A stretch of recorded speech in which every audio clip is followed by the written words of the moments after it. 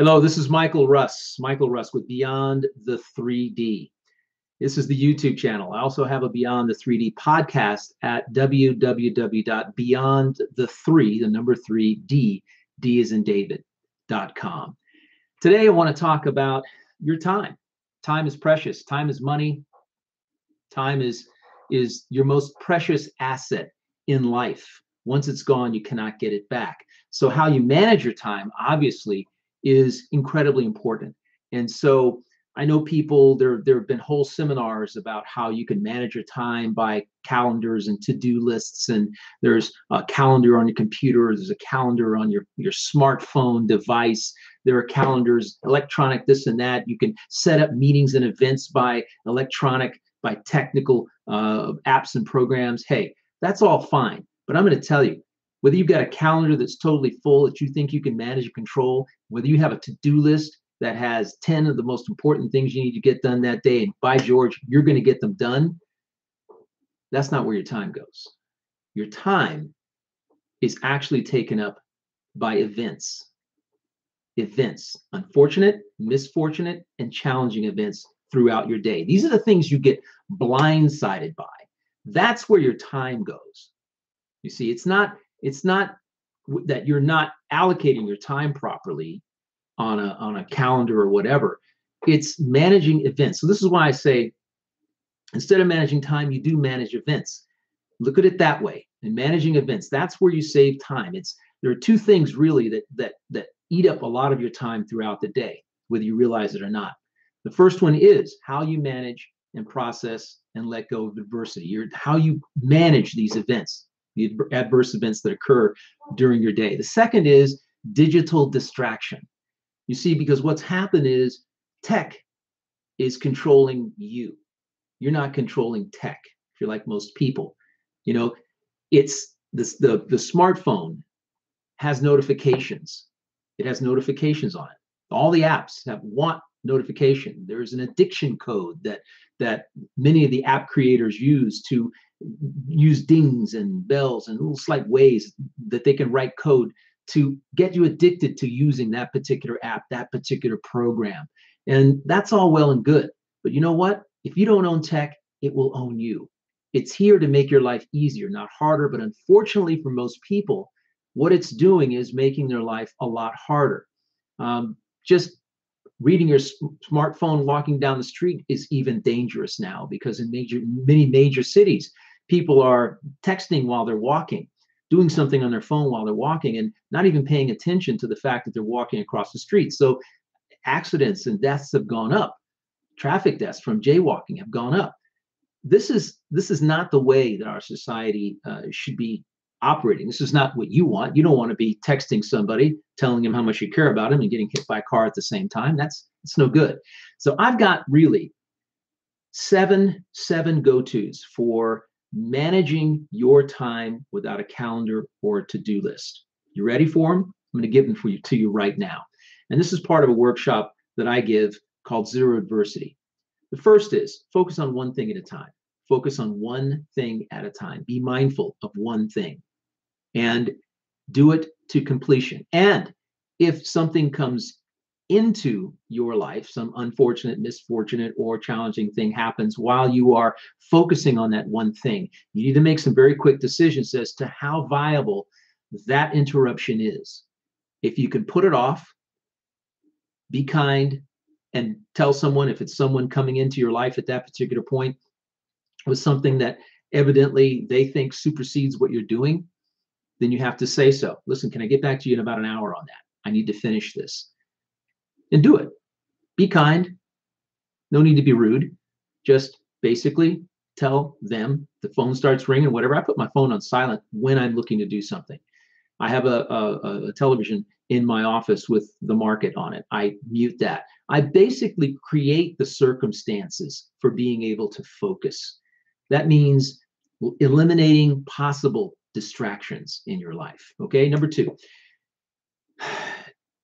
eliminate or distance yourself from negative people, negative circumstances, drama, indirect adversity. Indirect adversity is adversity that happens to others outside of you. right? It's not happening to you. Good example of this is you cut your finger. That's direct adversity. Someone else cuts their finger, your son, your daughter, your wife, your spouse, the workmate, whatever, friend.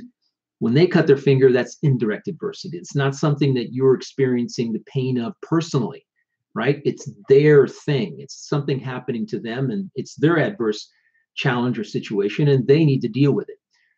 Negative influences as well. There's negative influences everywhere out there. You've got to distance yourself from the toxicity in life.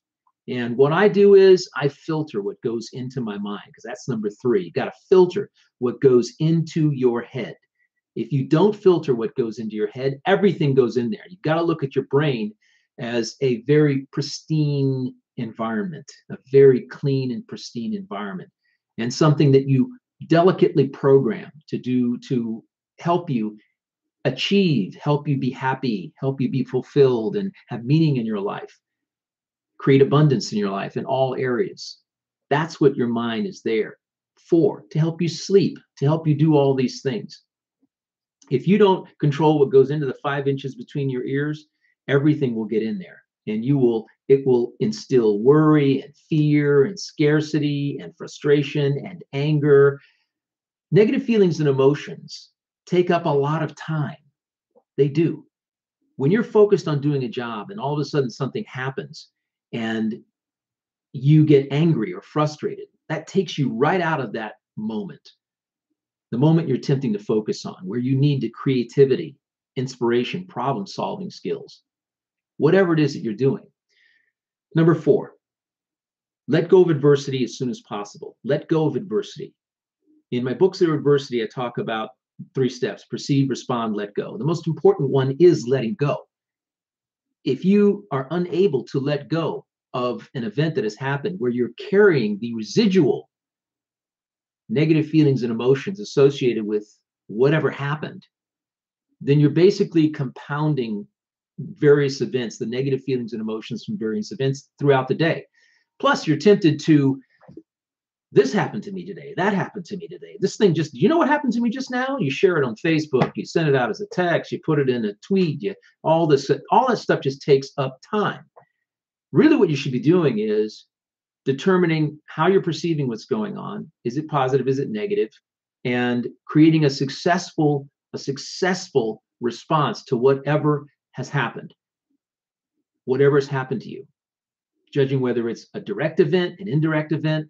Bottom line is you've got to let go of the negative feelings and emotions associated with adversity ASAP. Don't worry, there'll be something else coming down the line, and it will hit you when you least expect it. That is life. That is life. Resilience is about recovery. Letting go is about recovering. It's about having some flexibility and agility to move beyond what has occurred to you. Now, number 5, manage your expectations. Now, I've had somebody tell me the other day, what do expectations have to do with managing my time? Well, when you expect to be doing something within a specific time frame and it doesn't happen within that specific time frame, whether it's something that you did or whether you were depending on someone else to help you get it done and they didn't come through with their part, negative feelings and emotions arise. Self-generated adversity, that's what it is. Negative feelings and emotions, anger, the frustration, the drama that occurs that you engage in, that all wastes time. Bottom line is stay focused.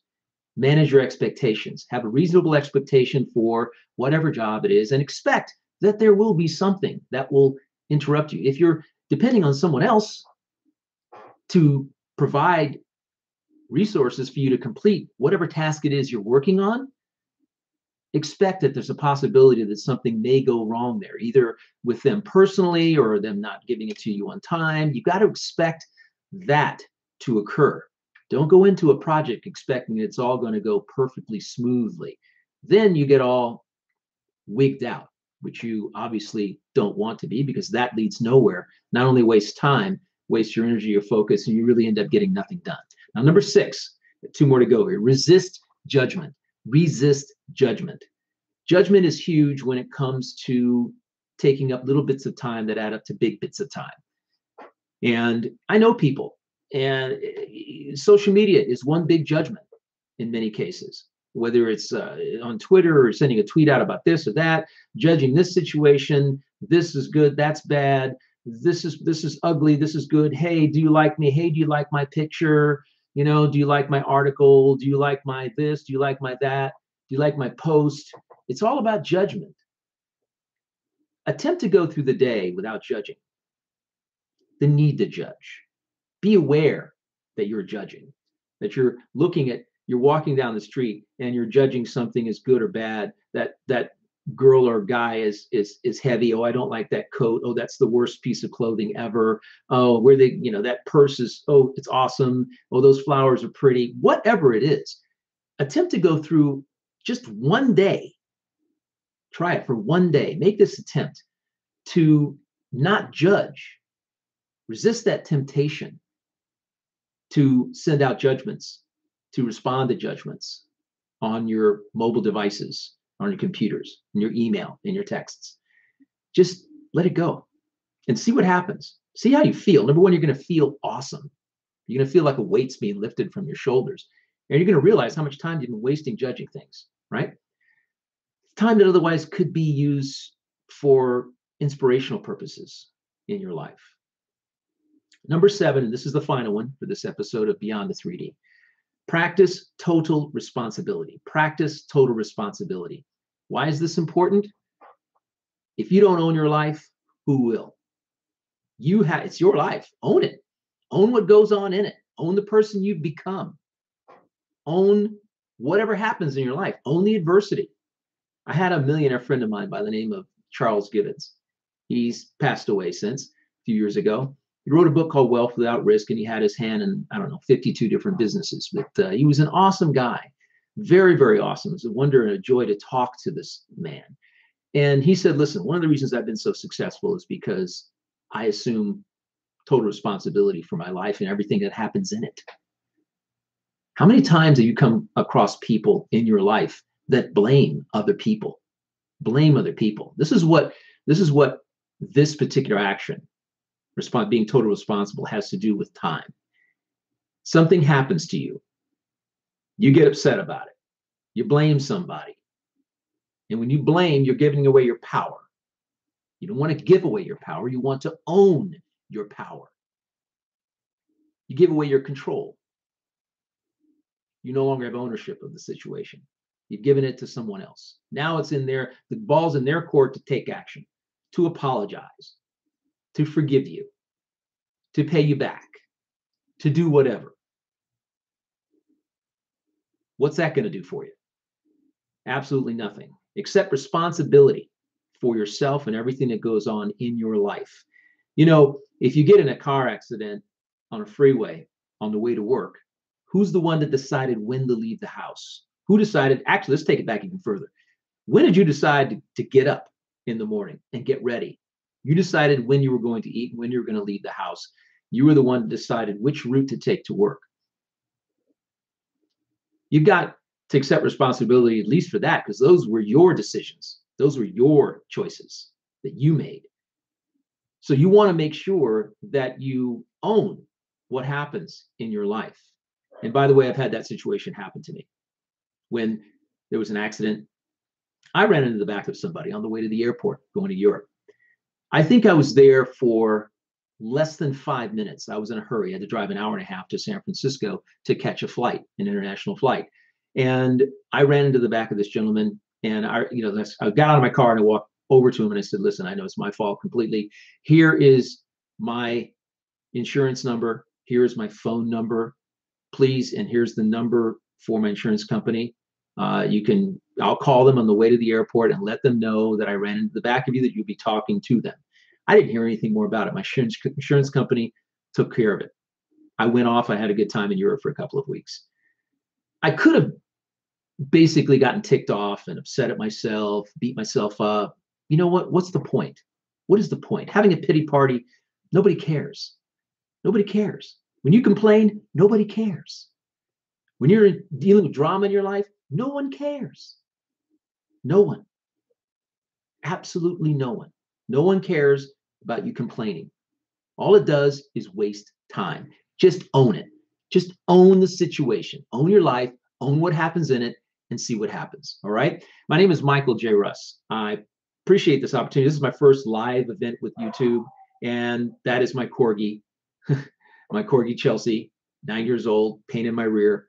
When you do live things, you have to deal with stuff. So it's been a pleasure bringing you this time management, alternative time management technique. It's one I use on a daily basis. And I guarantee if you start using those 7 things that I've just mentioned, not only will you feel better about your life, you'll have more time in your life. I better go before this dog absolutely goes, you know what, out ballistic. In the meantime, check out some other videos on the YouTube channel and make sure that